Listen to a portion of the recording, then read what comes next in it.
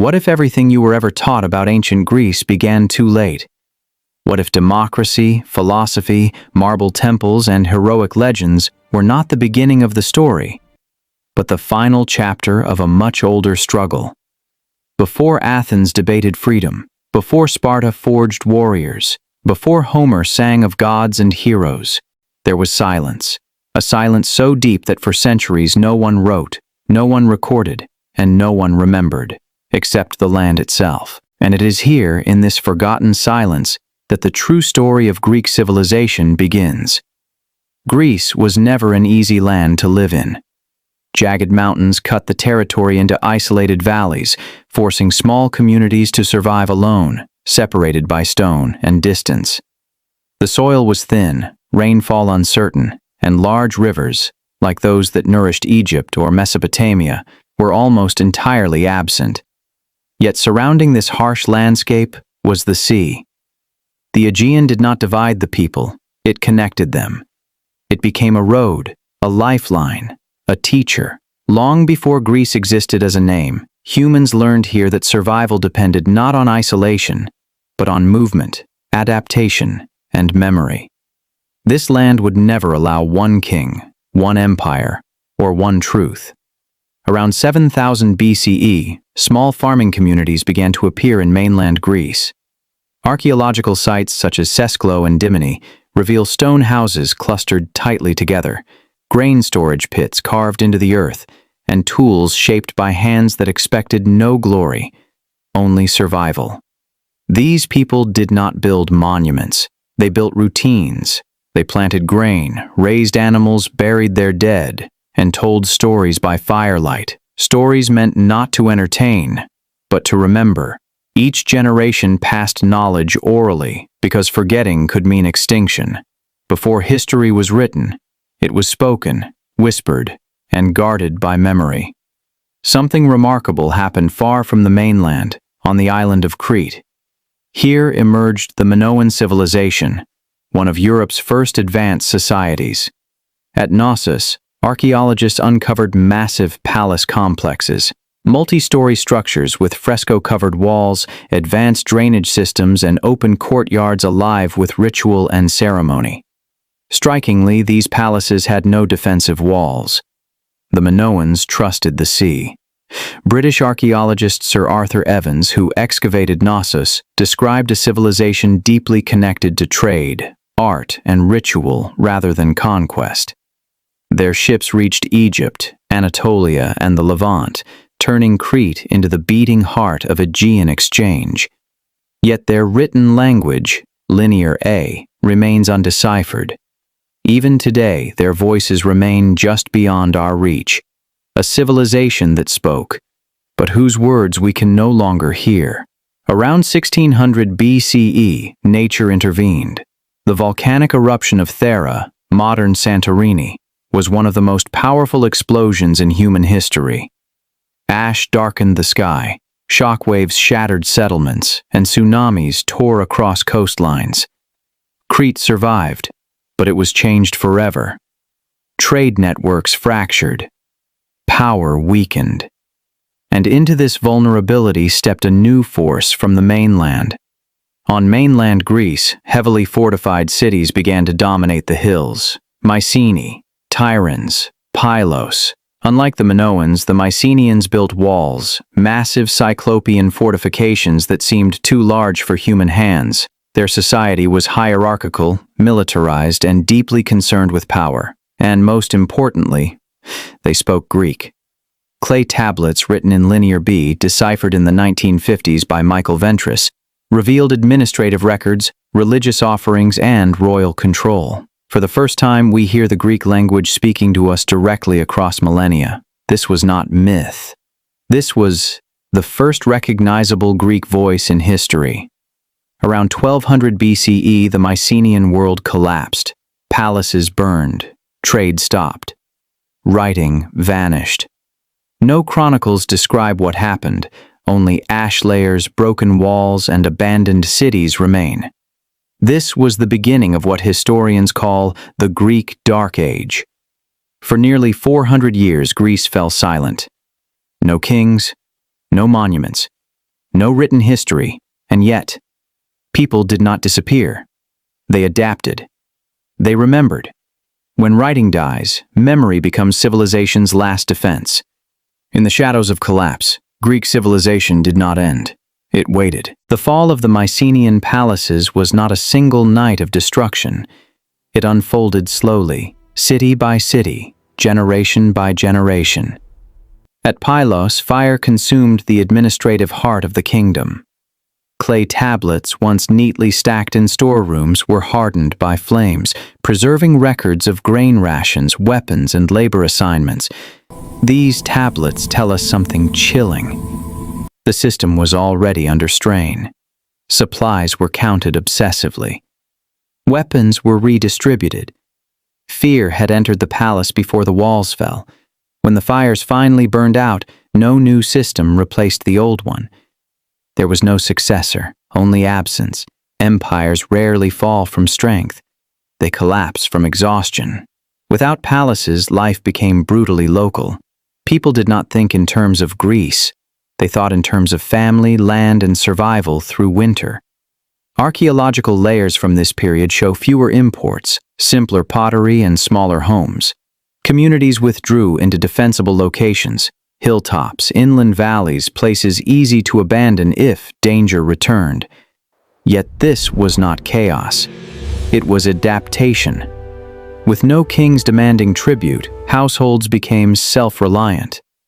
Authority shifted to elders, warriors, and those who could persuade rather than command. For the first time in centuries, power was fragmented. When kings disappear, people must learn to rule themselves. The disappearance of writing changed everything. No contracts, no laws carved in stone, no official records. If something mattered, it had to be remembered. Stories became structured. Repetition ensured accuracy. Rhythm made memory durable. This is why early Greek oral poetry followed strict patterns: meter, formulaic phrases, repeated epithets, swift-footed Achilles, rosy-fingered dawn. These were not poetic flourishes. They were memory technology. Poetry was not art yet. It was storage. By the 8th century BCE, these oral traditions were finally written down. The world of the Iliad reflects a society already gone. Warrior elites, gift exchange. Honor-based politics, bronze weapons instead of iron archaeology confirms these details were not invented. The boar's tusk helmet described in Homer was later found in Mycenaean graves. Palace layouts mirror those uncovered at Pylos and Mycenae. Homer was not recording fantasy, he was preserving memory across 4 centuries of silence. The Dark Age did not forget Mycenae. It carried it forward in song. Iron did not arrive with celebration. It arrived quietly. Bronze required rare materials and centralized control. Iron could be worked locally. This shifted power in ways no king could control. A farmer could now own a weapon. A village could defend itself. Warfare became communal. So did responsibility. Slowly, equality among warriors began to emerge. Not philosophical equality, but practical balance. This would later shape Greek political thinking in ways few anticipated. Technology rewrote society long before philosophy explained it. As population stabilized, villages began cooperating. Shared wells, shared grazing land, shared burial grounds, meeting places emerged, open areas where disputes were settled and rituals performed. These were not cities. They were agreements. The idea that community survival depended on discussion, compromise, and participation took root here. Not in Athens, but centuries earlier. The polis was born long before it had a name. Religion filled the vacuum left by lost authority.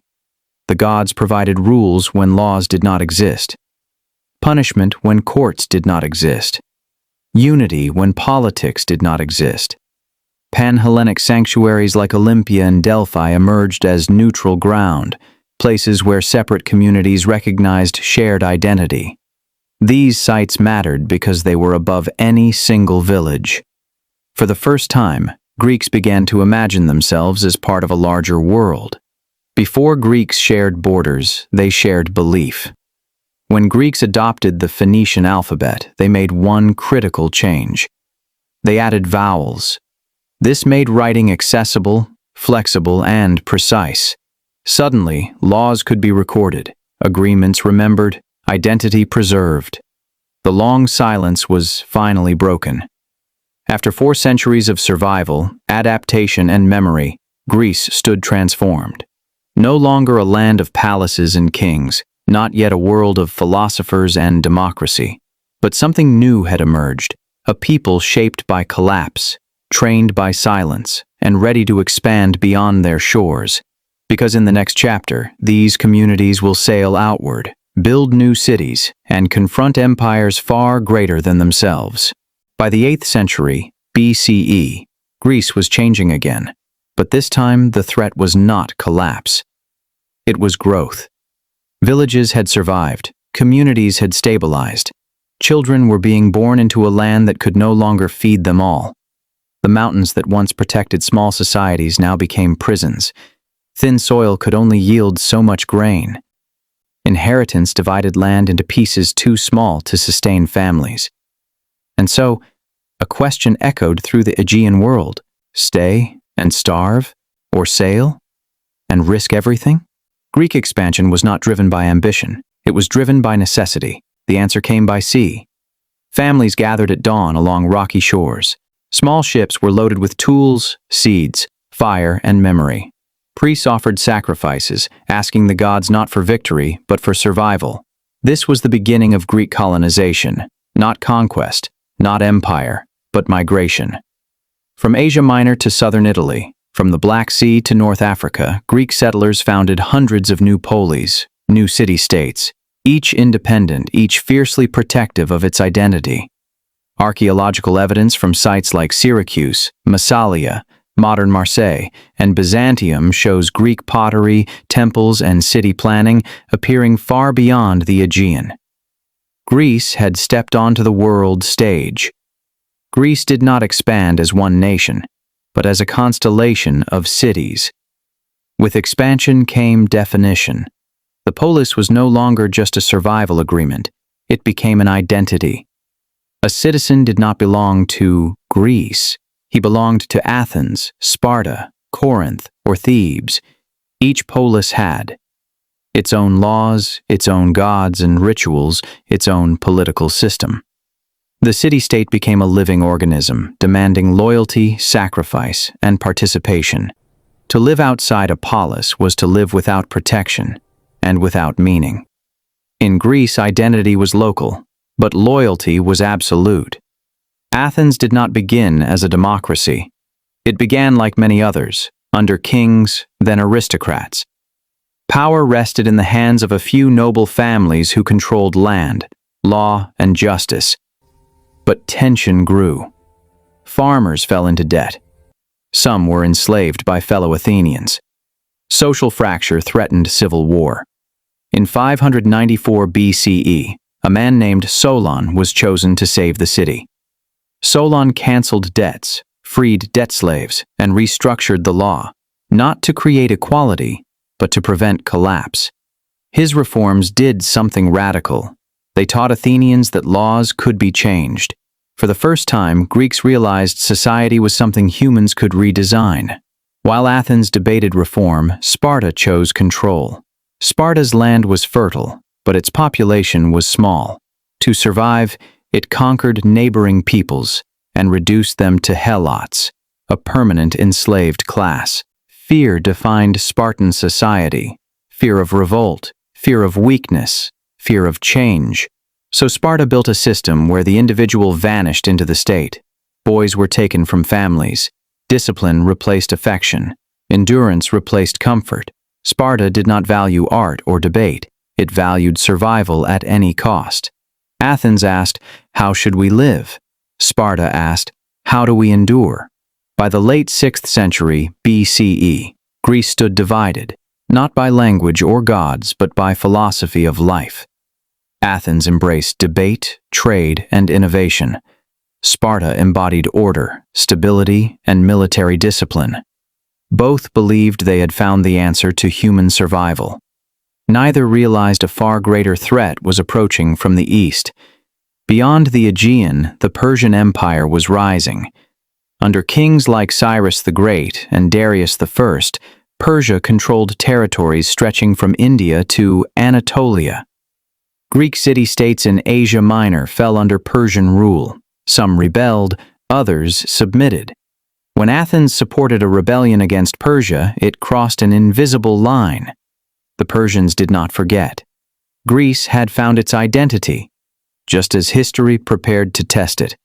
The Greek world was vibrant but fragile. Independent city-states, competing values, no central authority. And now, the greatest empire on earth was watching. By the early 5th century BCE, the Persian Empire was unlike anything the Greek world had ever faced. It was vast, disciplined, and relentless, stretching from the Indus Valley to the shores of the Aegean Sea. This was not a loose alliance of cities. It was a centralized imperial machine. Persian kings ruled through governors, professional armies, and carefully maintained supply networks. When Persia moved, the world moved with it. And now, its eyes were fixed on Greece. Greece was not facing invasion. It was facing erasure. Greek cities in Ionia, Asia Minor, had lived under Persian rule for decades. They paid tribute. They obeyed orders. But resentment grew. When these cities rebelled, Athens sent ships and soldiers in support. Together they burned Sardis, a Persian administrative center. The rebellion failed. The cities were crushed. And Persian King Darius I made a vow recorded by ancient historians. Athens would pay. From that moment on, war was inevitable. A single act of defiance had awakened an empire. In 490 BCE, Persian forces landed near Marathon, just days from Athens. The Athenians were outnumbered. They had no cavalry, no empire behind them, only citizens, farmers, craftsmen, men who fought not for a king, but for their homes. Against all expectation, the Athenians attacked. They ran toward the Persian lines. Herodotus tells us the clash was brutal and chaotic. But when the dust settled, the impossible had happened. Persia retreated. For the first time, the empire had been stopped. Marathon proved something terrifying. Empires could bleed. Darius died before avenging the defeat.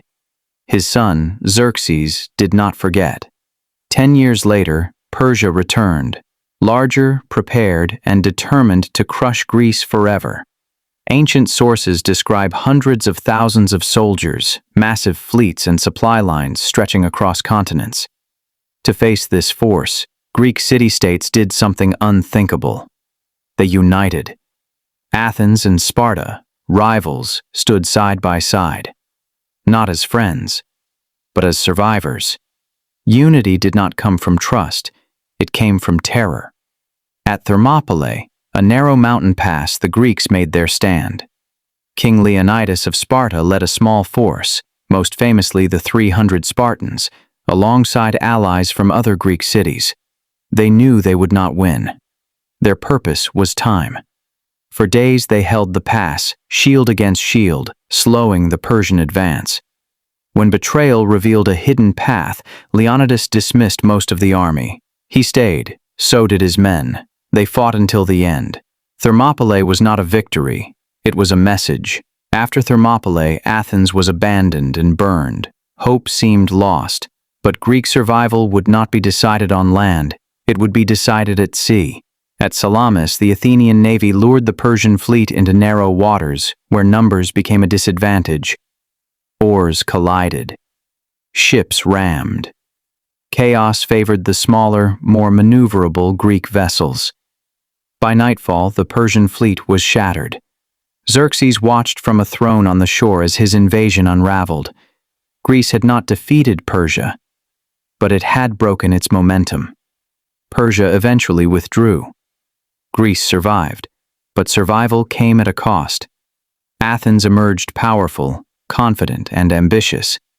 Sparta grew wary, fearful of Athenian influence. The unity forged in fear began to crack. And in the shadow of victory, a new conflict began to form. The greatest danger now came not from outside, but from within. Greece had faced the greatest empire on earth and lived.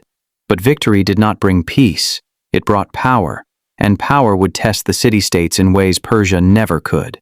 When the Persian threat finally faded into memory, Greece stood exhausted, but alive. Its cities were scarred. Its temples lay in ruins. Its people carried memories of fire, blood, and survival. Yet from this destruction, something extraordinary began to rise. Athens, once burned to the ground, did not retreat into fear. It rebuilt. And in rebuilding, it reshaped the idea of civilization itself. What emerged was not just a city, but a new vision of human society. Under the leadership of Pericles, Athens transformed into the cultural heart of the Greek world. The Acropolis was rebuilt. The Parthenon rose, not merely as a temple, but as a symbol of Athenian confidence and dominance. Democracy expanded. Citizens debated laws openly. Art, drama, and philosophy flourished. But this golden image hid a truth rarely spoken aloud. Athenian democracy was built on empire. Freedom at home was funded by control abroad. After the Persian Wars, many Greek city-states joined Athens in a defensive alliance known as the Delian League. At first, it was voluntary. Cities contributed ships or money for mutual protection. But over time, something changed.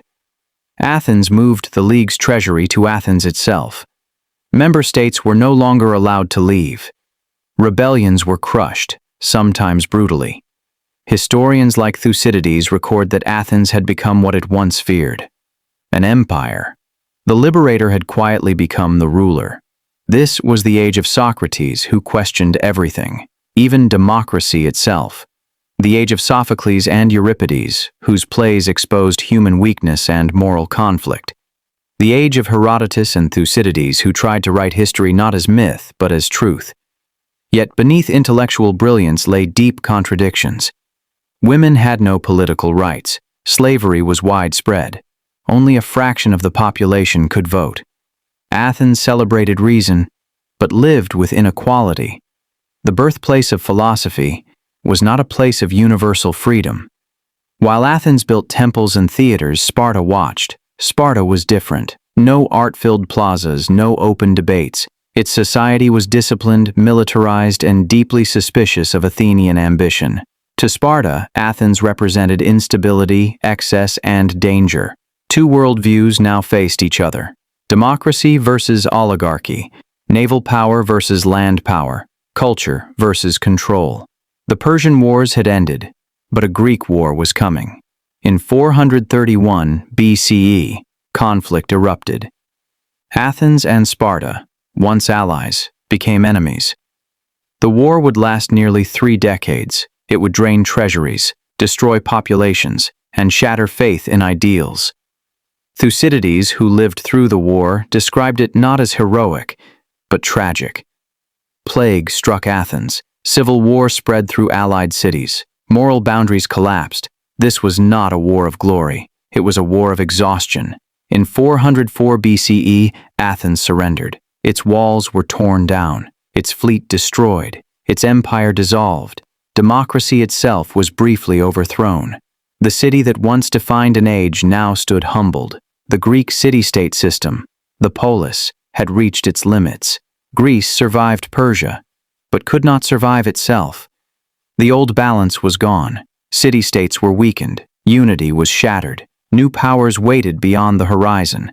And from the north, a kingdom long ignored prepared to step onto the stage of history: Macedon, and a young prince named Alexander. The age of the city-states is fading. A new kind of power is coming. For centuries, the Greek city-states looked north with quiet contempt. Macedon was seen as rough, backward, barely Greek at all. Its kings ruled not through debate, but command. Its people lived closer to the land than the agora. Yet while Athens and Sparta exhausted themselves in endless conflict, Macedon watched, learned, and prepared. History rarely announces when it is about to change. The next chapter of Greek history would not be written by city-states, but by a king. King Philip II of Macedon was not merely a warrior. He was a strategist, a reformer, and a patient architect of power. Philip reorganized the army, introducing the sarissa, a long pike that transformed infantry warfare. He trained soldiers year-round. He combined diplomacy, marriage alliances, and force with calculated precision. By the time the Greek city-states realized the danger, it was already too late. Philip did not conquer Greece by accident. He absorbed it by design. In 338 BCE, Macedonian forces met a combined Greek army at Chaeronea. Athens, Thebes, old rivals, united once more, this time against the north.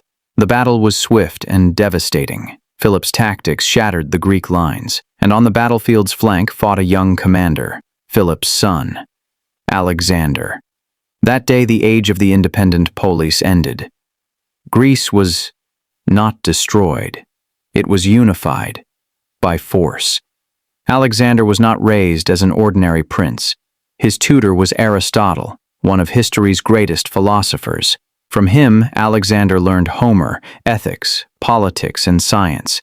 He carried a copy of the Iliad into battle, seeing himself as a new Achilles. But knowledge alone does not create destiny. Ambition does. Alexander did not dream of ruling Greece. He dreamed of surpassing it. In 336 BCE, Philip II was assassinated. At just 20 years old, Alexander became king. The Greek city-states tested him. They rebelled. Alexander responded without hesitation. The city of Thebes was destroyed. Its population sold into slavery. The message was unmistakable. Resistance was over. The young king had chosen fear over forgiveness. Alexander crossed into Asia in 334 BCE, leading a relatively small but highly disciplined army. His target was clear: Persia, the same empire that had once nearly erased Greece. At Granicus, Issus, and Gaugamela, Alexander defeated forces far larger than his own. King Darius III fled. The Persian Empire collapsed. In less than a decade, an ancient superpower vanished. As Alexander pushed eastward, something changed. He adopted Persian customs, demanded prostration, executed former friends. His empire expanded, but so did the distance between him and his men. Historians like Arrian and Plutarch describe a leader caught between cultures and between identities. Was he Greek, Macedonian, Persian king, or something entirely new? The conqueror had begun to lose himself. In 323 BCE, in Babylon, Alexander fell ill. He was 32 years old. Within days he was dead. No clear heir, no succession plan. His empire shattered almost immediately. Generals carved territories into kingdoms, yet something enduring remained. Alexander's empire died, but his influence did not. Greek language spread from Egypt to India. Greek art blended with local traditions. Greek ideas reshaped science, philosophy, and governance. This was the Hellenistic world, not ruled by city-states, not unified by democracy, but bound by culture. Greece no longer ruled itself, but it ruled the way people thought, and yet another empire waited. Rome. There was no great final battle that marked the end of Greek independence. No single day when Greece collapsed. Instead, it happened quietly. City by city. Treaty by treaty. Legion by legion. By the 2nd century BCE, a new power had entered the Greek world: Rome. Unlike Persia, Rome did not come to erase Greek culture. It came to absorb it, and that made all the difference. Greece was conquered, but not defeated. In 146 BCE, Corinth was destroyed by Roman forces. It was a warning. Greece was now under Roman authority. But something unexpected happened. Roman elites admired Greek culture. They studied Greek philosophy. They sent their sons to Athens for education. As the Roman poet Horace would later write, "Captive Greece captured her rude conqueror." Rome ruled Greece with power, but Greece ruled Rome with ideas. Athens was no longer a political power, yet it became something else: a university of the ancient world. Philosophers like the Stoics, Epicureans, and Platonists continued to teach. Roman thinkers, Cicero, Marcus Aurelius, studied Greek thought deeply. Greek language became the language of learning in the Eastern Mediterranean. The polis was gone. But Greek identity survived, transformed. Power fades. Knowledge endures. In the 1st century CE, another force entered the Greek-speaking world: Christianity. At first it was small, persecuted, whispered in private homes. The New Testament itself was written largely in Koine Greek. Greek cities, Corinth, Thessalonica, Ephesus, became early centers of Christian thought. Greek philosophy began to merge with Christian theology. Ancient reason met sacred faith. In the early 4th century CE, Roman Emperor Constantine changed history. After converting to Christianity, he legalized the faith. Then he made a decision that would redefine Greece forever. He founded a new capital. On the site of ancient Byzantium, he named it Constantinople. Rome moved east, and history followed. The Eastern Roman Empire spoke Greek, thought in Greek philosophy, worshipped through Christian theology. This was no longer ancient Greece, but it was not Rome either. It was something new. What historians later called the Byzantine Empire. Greek culture did not die, it evolved. Greece had changed its form, not its essence. The city-state system vanished forever. Democracy as practiced in Athens disappeared. Temples fell into ruin. But Greek achievements endured. Philosophy, science, historical writing, political thought, art and architecture preserved in monasteries, copied by scribes, carried into the Islamic Golden Age and later into Renaissance Europe. The world never stopped thinking in Greek terms. When modern Europe emerged, it looked back to Greece. Democracy, republics, logic, education. Ancient Greece became a foundation, not because it ruled longest, but because it asked the deepest questions. Greece rose as scattered villages. It fell as divided city-states. It survived as an idea. Empires came and went, but Greek thought continued, changing shape, crossing borders, outliving power itself. If Greek civilization could survive conquest, collapse, and transformation, what other forgotten truths are still hidden beneath history's ruins? Welcome to Hidden History World, where we uncover the world's forgotten past, one story at a time. If this journey through Greece changed the way you see history, subscribe, like, and turn on notifications. Join us again as we uncover another hidden chapter of world history.